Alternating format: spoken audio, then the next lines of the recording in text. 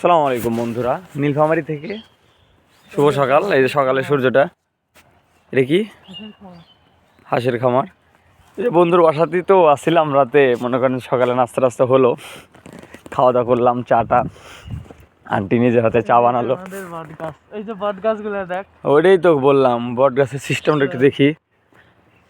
তারপরে ভাবা পিঠা খালাম, খেয়ে মনে করেন যে একটু ফ্রেশ ট্রেশ হয়েই নামাজ কালাম পরে এগুলো খাওয়া দাওয়া হলো। ফ্রেশ ট্রেশ হয়ে আসলাম এলাকাটাতে ঘুরবো। এই যে বেরোছি, তে মনে করেন যে এই যে দেখেন বাড়ির আঙিনাতে কি সুন্দর সুন্দর বট গাছ।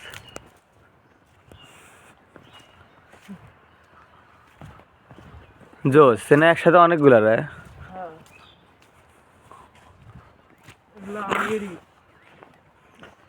আসলে একটা জিনিস দেখলাম যে এই মনে করেন যে আমাদের যে সিরাজগঞ্জ কিংবা তার আশেপাশে যে বগুড়া, উত্তরবঙ্গের যত জেলাগুলো আছে, তো আমার কাছে খুব একটা মানে ডিফারেন্স লাগলো না।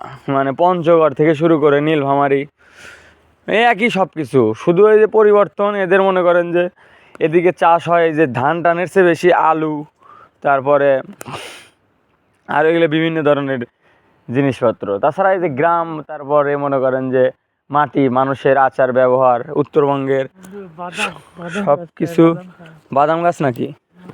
সব কিছু প্রায় সেমই, মানে খুব একটা তফাৎ নাই। উত্তরবঙ্গের সবই ওই সিরাজগঞ্জ থেকে শুরু করে বলেন সেতুর এপার থেকে, আমার কাছে মনে হয় যে আসলে সবই একই একই ওরকমই। মানুষের ব্যবহার অনেক ভালো, অত্যন্ত আন্তরিক উত্তরবঙ্গের মানুষজন।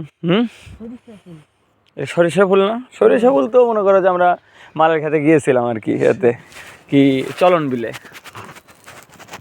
সকালের শুরুর সাথে নীলফামারীতে আপনাদেরকে স্বাগতম, শুভ সকাল। দেখা হচ্ছে সামনে যে দিক দিয়ে নামি,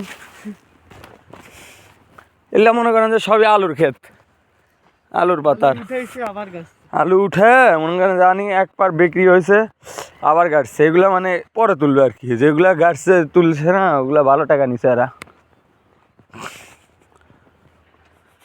আলুর সময় ঈদের দিন লাগে আমাকে। ঈদের দিন লাগে নাকি? ঈদের মতো মজা আলু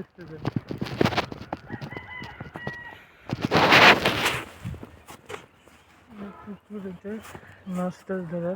এই যে এটা বরফ করে বসছিল এটা